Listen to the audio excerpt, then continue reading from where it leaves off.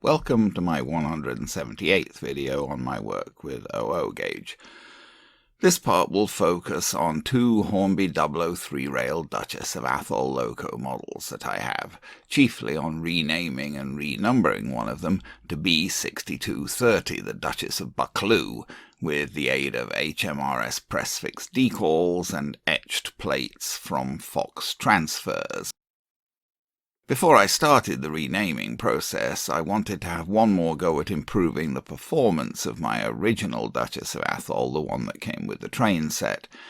The second one, which I bought separately on eBay UK, ran very well right from when I got it, but my original one didn't run at all well at first. I did a pretty full service on it, and I got the motor remagnetised by Nigel up at British Model Trains. So the motor was running nice and strongly, but the loco still seemed to have problems getting going. I cleaned out the chassis as best as I could using spray contact cleaner and re-lubricated, which certainly improved things.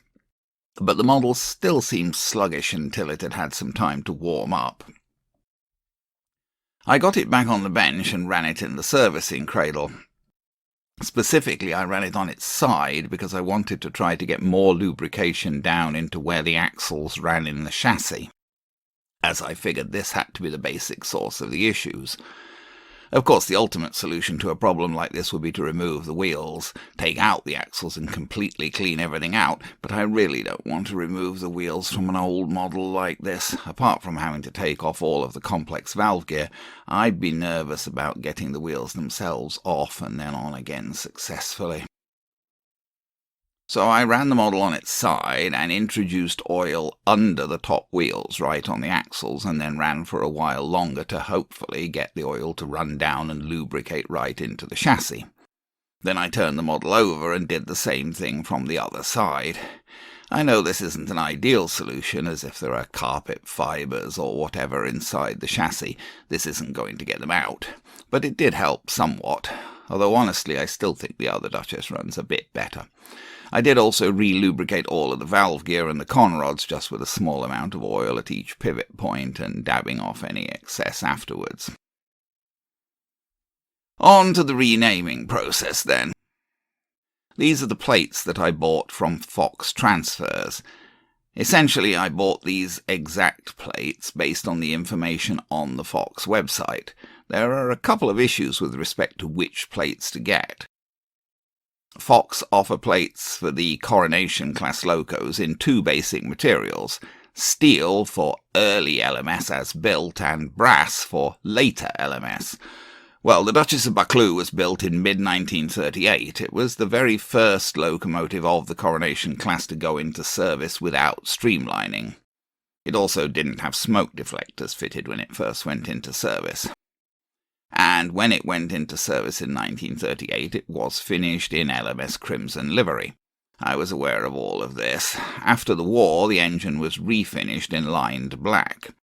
I generally focus on modelling pre-war LMS operations, so it seemed pretty clear that I should be using the early LMS as-built version of the plates, which would mean that I should get the steel plates based on the Fox website. I don't have other independent confirmation about the plate material, so I'm not entirely sure that this was the correct decision.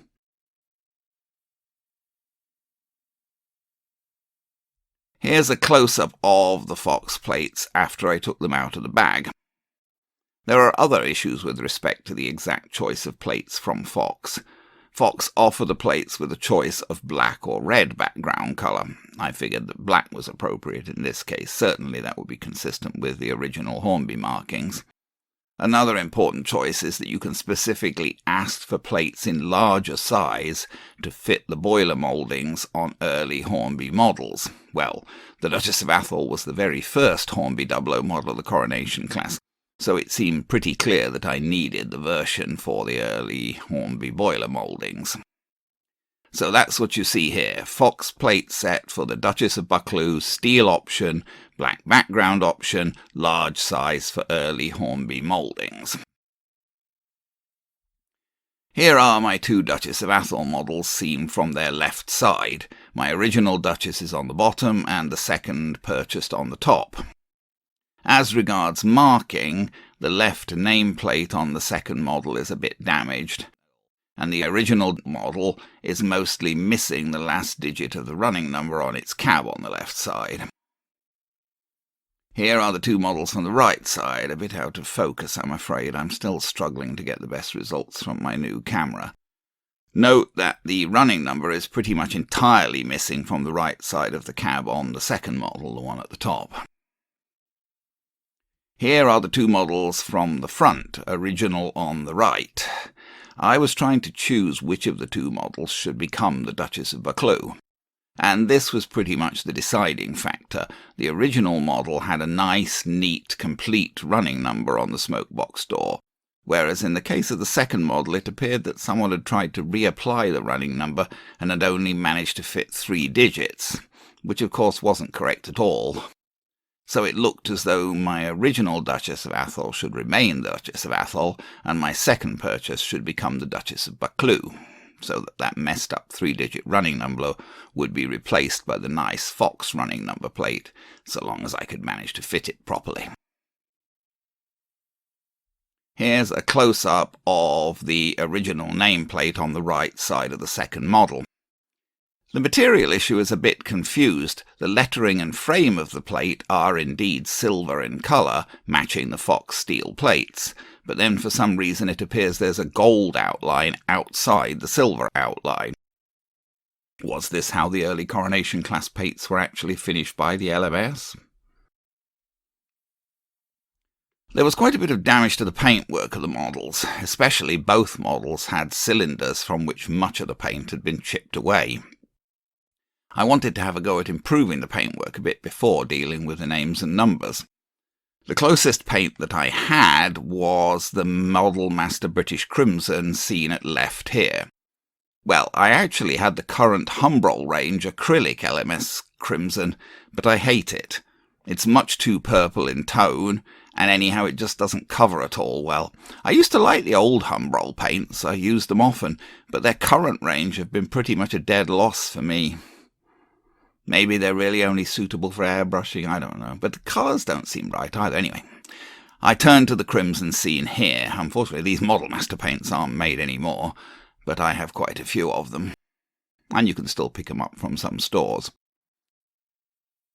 But the crimson seen here, the British crimson, which I originally bought for painting the bottom of ship hulls, it was a bit too bright a red to match the Dublo LMS crimson, so I mixed some black into it, both Model Master enamels, to tone it down to as close a match as I could manage for the crimson of the models. Here's one of the cylinders as it came, quite a conspicuous mess, and all of the cylinders were pretty much like this. I painted over the cylinders on both models with my modified crimson enamel.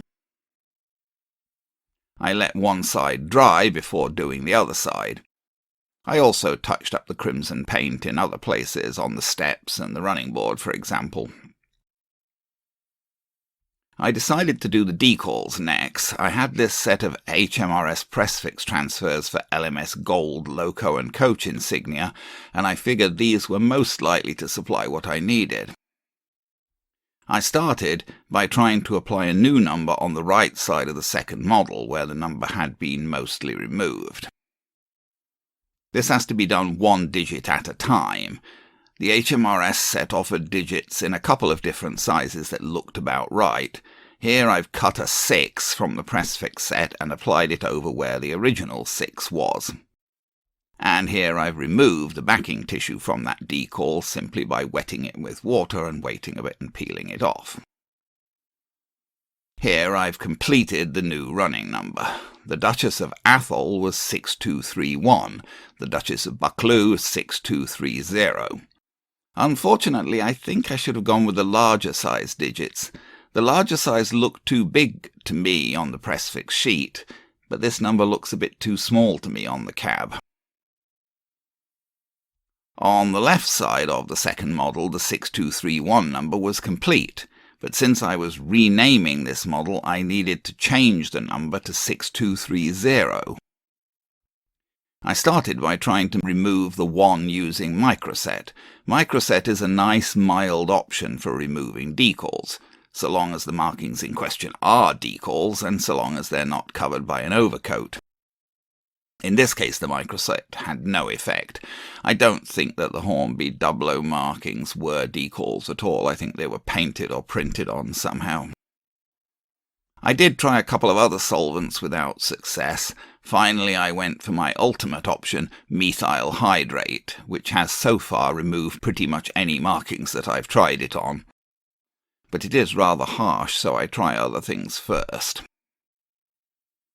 After removing the one as best as I could with the methyl hydrate on a cotton bud, I washed thoroughly with water and then dried the area.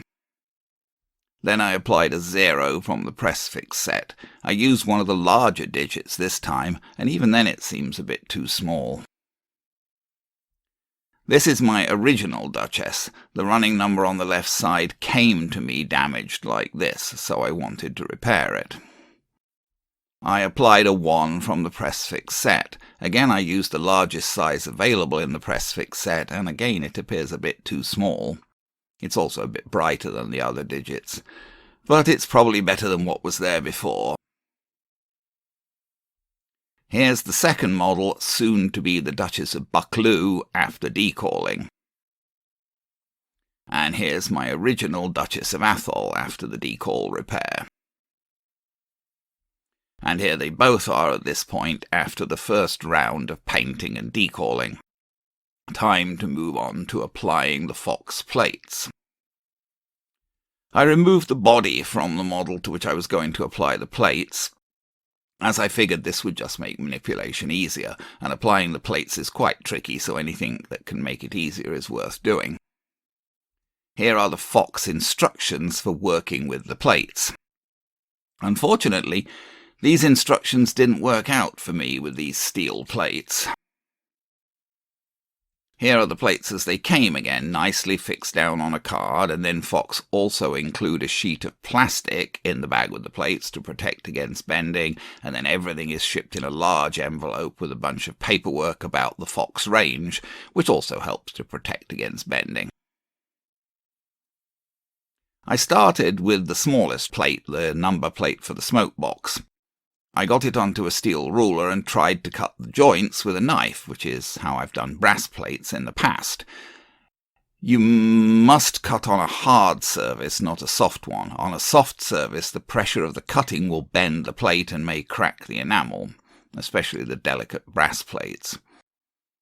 But in this case, I simply couldn't cut the steel with a knife at all, so I resorted to using clippers, which was relatively easy with this number plate as it was just joined by two thin pieces that were easy to get at and cut.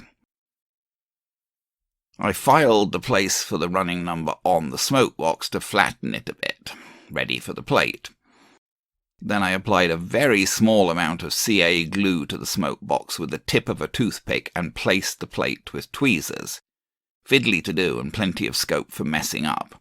But at least these 00 gauge plates are easier to do than the tiny N gauge ones.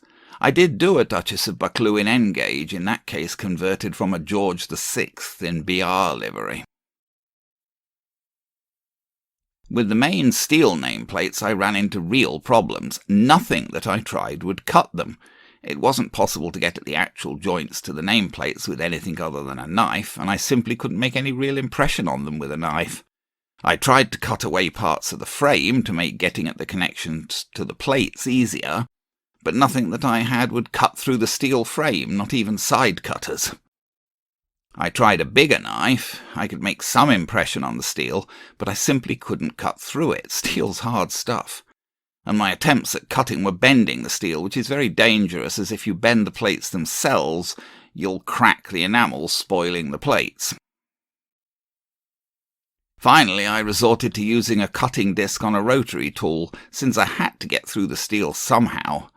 I was able to cut through the frame with the cutting disc, being very careful not to touch or bend the plates.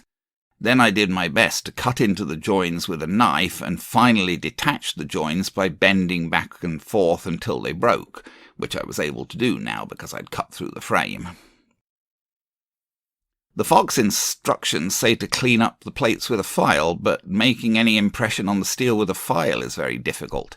In general, these steel plates were much harder to work with than brass plates, although they also probably have more resistance to bending, which helps to prevent damage to the enamel.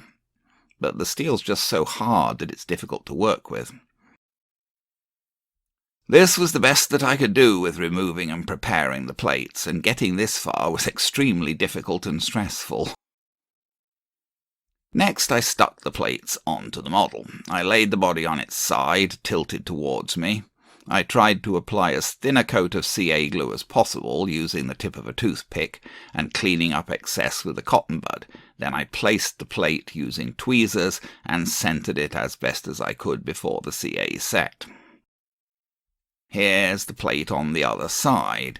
The plates fit pretty precisely over the original silver outlines, leaving the gold outline round the outside. Perhaps I should have tried to repair the gold outline round the outside before applying the plate. Honestly, I didn't think of it. Here's the left side with its new plate from more of a distance. I decided that I should touch up the black paint a bit as well. The roof of the cab was quite chipped, so I repainted it with Tamiya acrylic flat black. I touched up the chimney, which was also chipped, and the chimney on the other model. I also touched up the black paint on the tenders a bit. The coal loads seem to be a bit shorter than the tenders themselves, so you always seem to have gaps at either end. Here's the top of the other tender after I tried to touch up the black paint.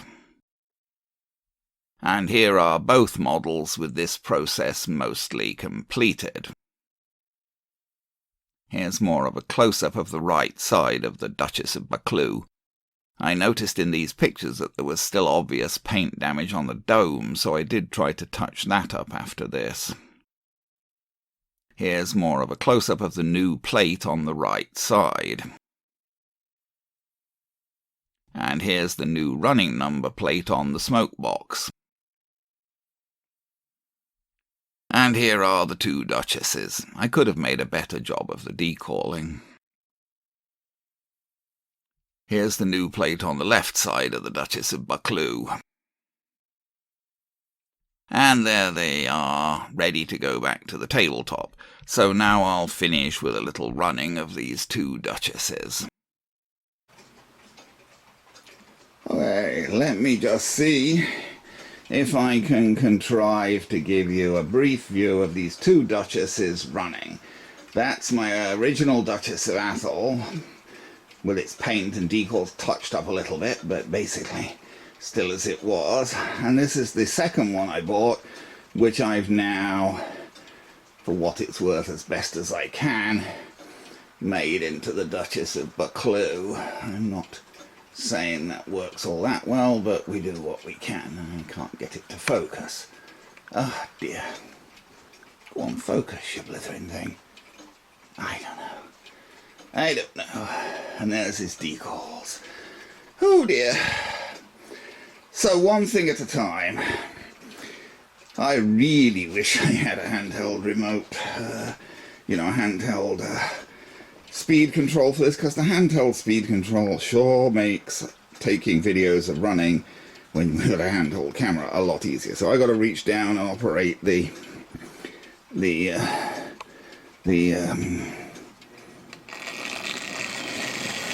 duet controller down there. This guy has never been the greatest runner. Oops. I just serviced him anyway, servicing him. He's been remagnetized, he's had a full service. I just had another go at oiling his axles just before I started all this cosmetic business.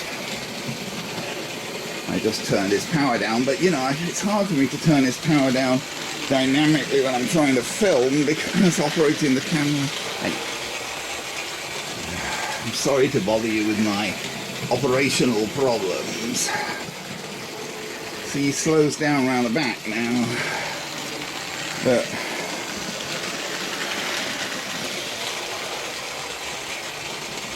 I should bring, anyway, we'll get the other one. I can't run them both at once. This layout will not let you.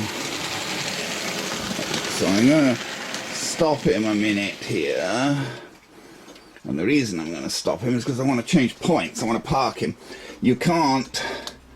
I'm going to bring him round there, and I've got that point set, so he should go onto that siding.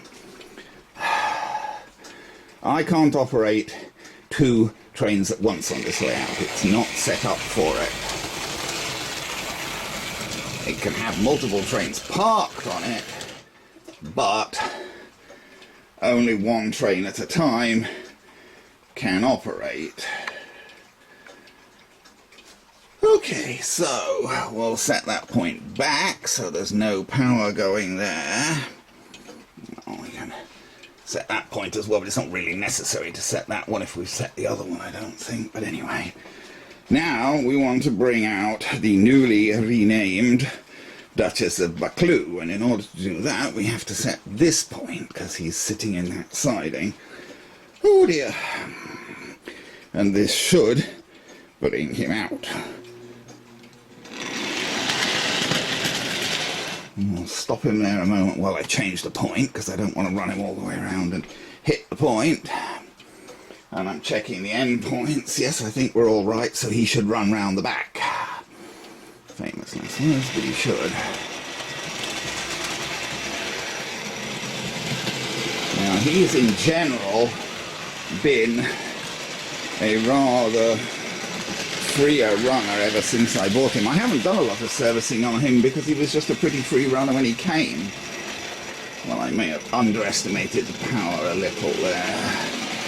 I'm trying to run him, I'm trying to run him on about as little power as possible to make it easy to film him going round, but the problem is then he slows down round the back when he's furthest from the power supply. But what can you do? It's gonna happen, isn't it?